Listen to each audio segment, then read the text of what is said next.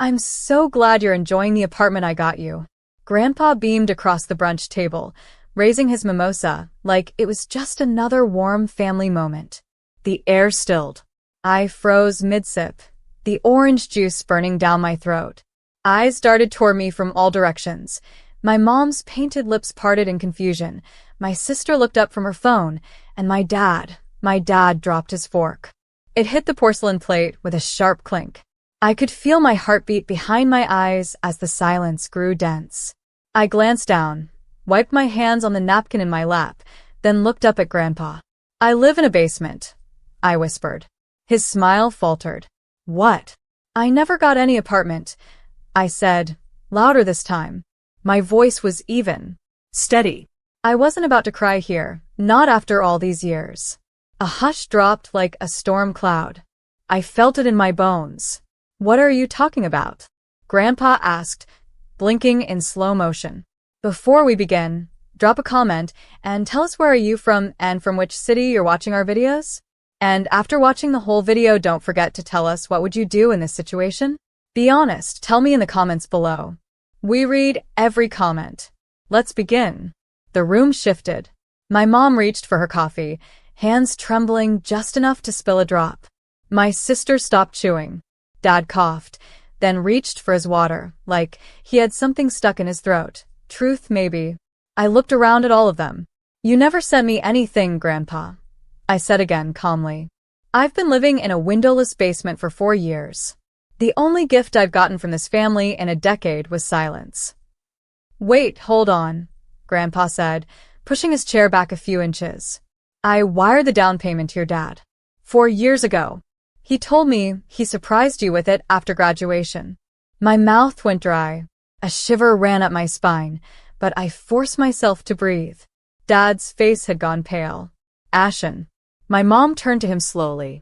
You said you helped her find a cute place downtown, she whispered, her voice tight. Dad, I asked, locking eyes with him. He shifted uncomfortably. I meant to. No, I cut in. You meant to keep it. A gasp escaped from someone's lips. Grandpa sat back in his chair, lips pressed together, knuckles white against the edge of the table. He looked like he'd been sucker punched. I sat straighter, my voice steady but sharp. You told me to work harder, to stop expecting handouts. All that time, you let me scrub other people's floors while you pocketed the money that was meant to give me a start.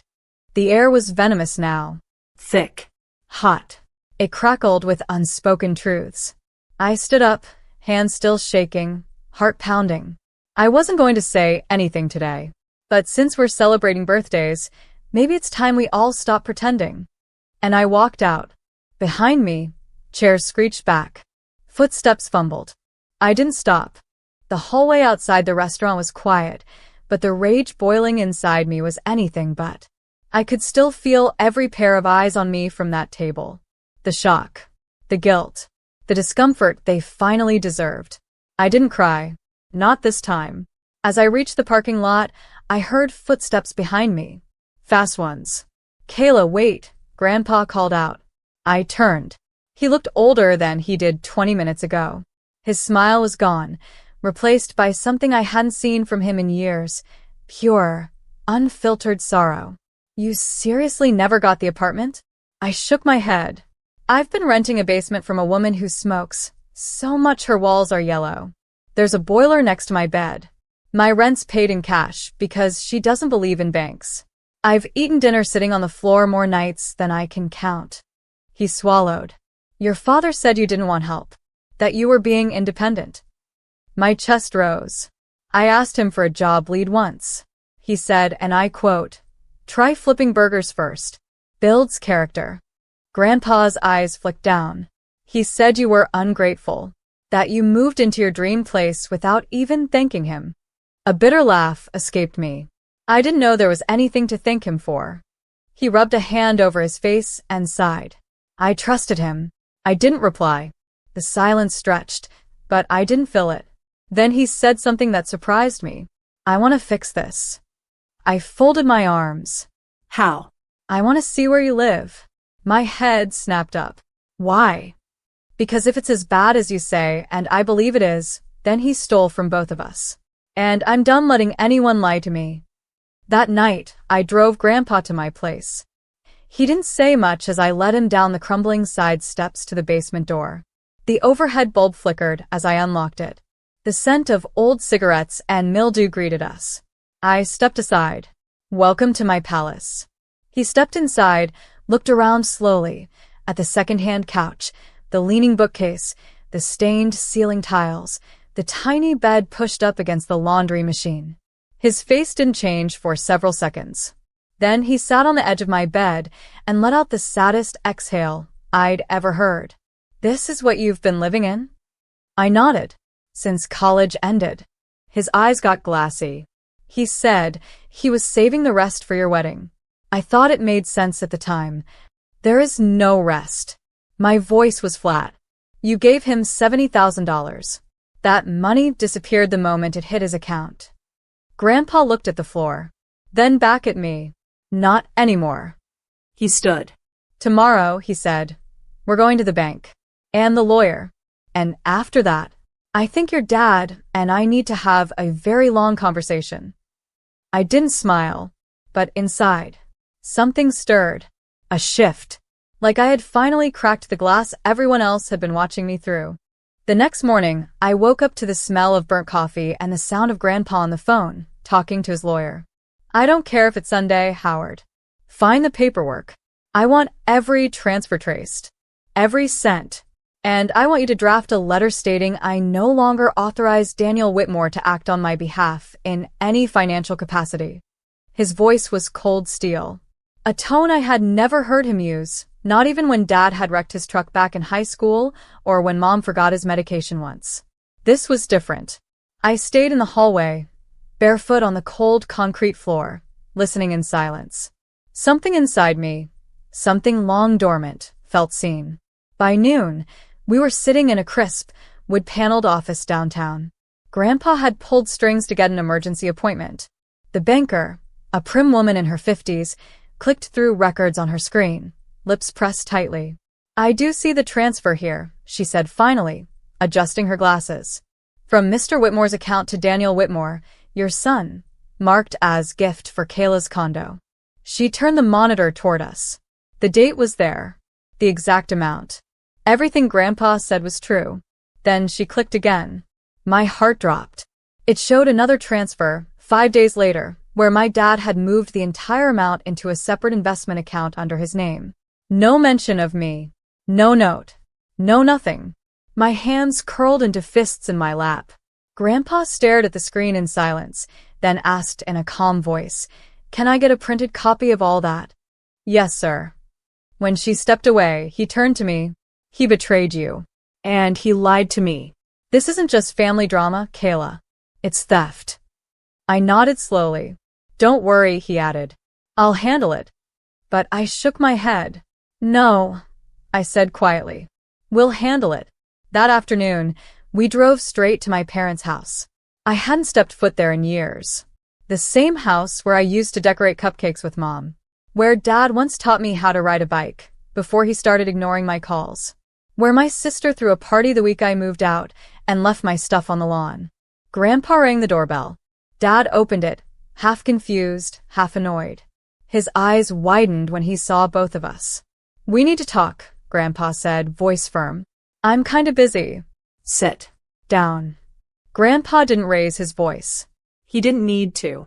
Mom hovered in the background, her brows furrowed. My sister peeked down the staircase, sensing tension like a vulture. We all gathered in the living room. Grandpa placed a thick folder on the coffee table. Dad didn't even look at it. Then Grandpa dropped the hammer. "You told me Kayla was living in that apartment I bought her. But the money never made it there. You took it. You stole it. And you lied to your daughter and to me." Dad chuckled nervously. "Come on, Dad, you're blowing this out of." "She's been living in a basement," Grandpa snapped. "Eating on the floor. Working 2 jobs. While you used her money to pad your investments. I was holding it for her future. Don't." My voice cut in sharp. "Just don't lie again. You told me I was lazy. Entitled. That I didn't deserve help. Meanwhile, You were living off the money that was meant to give me a chance. Dad's jaw clenched. Grandpa opened the folder and slid the papers toward him. I've already spoken to Howard. We'll pursue legal action if we have to. But you're going to pay back every cent. And you're going to explain yourself in front of the family at the next brunch. No more secrets. No more pretending you're some noble father. Mom whispered, Daniel, tell me this isn't true. He said nothing. Silence. Then Grandpa turned to me. You'll move in with me next week. I've already called the realtor. We'll find you a proper place to live. I stared at Dad one last time. He couldn't meet my eyes. The man who once told me, you'll never make it without me, looked small now, shrinking under the weight of truth. I didn't feel victorious. I felt free, and that was better. The following Sunday, brunch was held at the same restaurant. Same table, same faces. But everything had changed. I wasn't seated near the end anymore, squeezed between an ice bucket and a chair that didn't match. I sat beside Grandpa this time, at the head. His hand rested lightly on mine as we waited for everyone to arrive. When Dad walked in, he looked like he'd aged 5 years in 1 week. The usual fake charm on his face was gone. Mom stayed close to him, tight-lipped and tense. My sister wore sunglasses indoors, like she didn't want to see what was about to unfold. Grandpa stood up before anyone could pretend this was a normal Sunday. I'm going to keep this short, he said, his voice sharp and loud enough for the entire room to quiet. I've invited everyone here because last week I learned that a grave injustice was done in my name. For years ago, I sent money, my own savings, to help Kayla start her adult life. I was told she received it. I was told she was thriving. He turned slightly toward me. That was a lie. The room went still. A server froze mid-pour. I looked up, feeling the burn behind my eyes again, but I held it in. This wasn't about tears. Not anymore. Grandpa continued. Daniel took that money. He invested it, hid it, and then let his daughter suffer in silence, making her feel unworthy, lazy, and dependent, all while pretending he was being a responsible parent. A wave of murmurs rolled through the family members seated around us. My aunt gasped. My cousin blinked hard, clearly piecing things together. My dad shifted in his seat. Grandpa turned fully toward him now. You betrayed both of us. And from this moment forward, you will not touch another cent of my estate. Every asset, every trust, every future transaction, it's all being restructured. You've lost that privilege. Then, slowly, Grandpa pulled a folded document from his jacket and laid it gently in front of him. I want you to read this out loud. Dad looked at the paper like it was poison. Grandpa's voice sharpened. Now. His hands shook as he opened the letter. And when he began to read, his voice broke with every sentence. To my family, I stole from my daughter, Kayla Whitmore. I took funds meant for her future and lied about their purpose. I have wronged her, my father, and the integrity of this family. I accept full responsibility and will pay back the full amount within 6 months. I am deeply sorry. When he finished, there was only silence. No clapping. No gasps. Just a heavy, collective breath. And for the first time in years, I looked at my father and didn't feel small. I felt seen. And that night, back at Grandpa's house, I stood on the porch with him under the stars. I still can't believe you never asked for anything, he said. I was done asking, I replied softly. He nodded. I'm sorry, I didn't check sooner. I'm not, I said after a beat. Because now I know who's really in my corner. He smiled faintly. You're not going back to that basement. I know.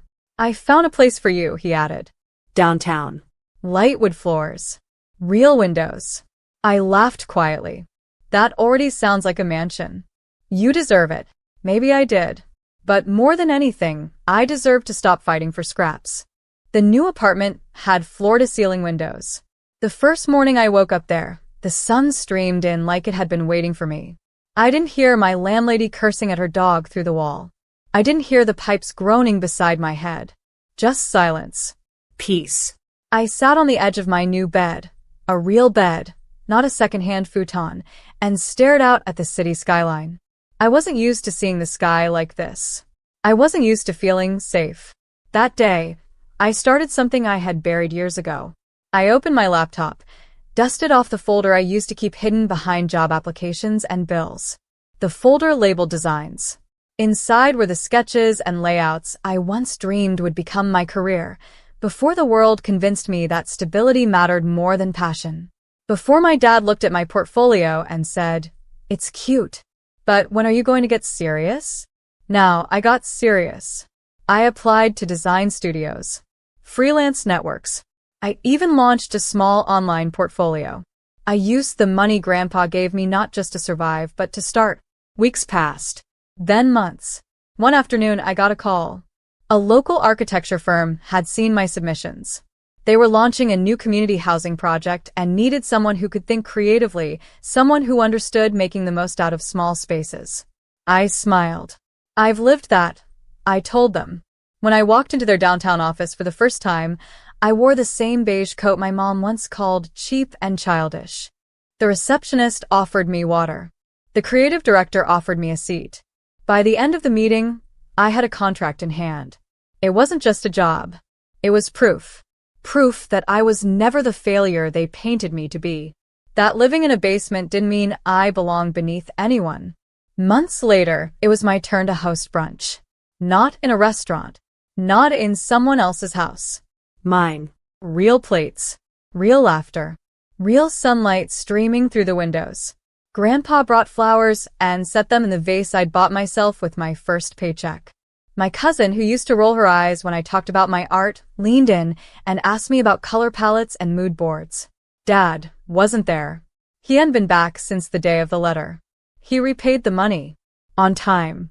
But the apologies stayed on paper. That was fine with me. Because some people's absence is the greatest piece of all. And as I passed around a tray of fresh scones, I caught Grandpa watching me with a soft smile on his face. "This," he said,